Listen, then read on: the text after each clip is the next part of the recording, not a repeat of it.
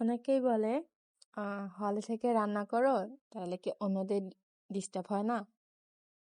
আমি যে টাইমে ঘুম থেকে উঠি ওই টাইমে আমার হলের কেউই ঘুম থেকে ওঠে না।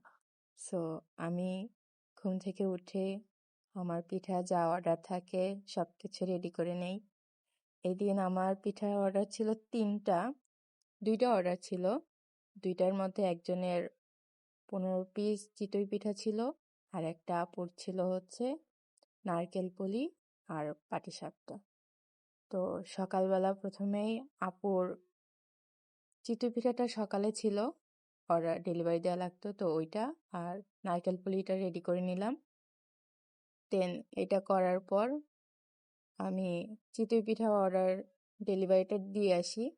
আসার পর আবার রুমে এসে আমি পাটিসাপটাটা করে নেই। এর মাঝে যখন আমি ডেলিভারি দিতে যাই তখন আমাদের জিহাদ চা বিক্রি করে, ওই স্টলে যাই।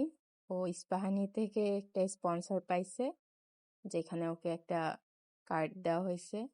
তো জিহাদের ওখান থেকে চা খাওয়ার পর রুমে আসি। আসার পর আমার বাকি পিঠাগুলো বানাই নেই।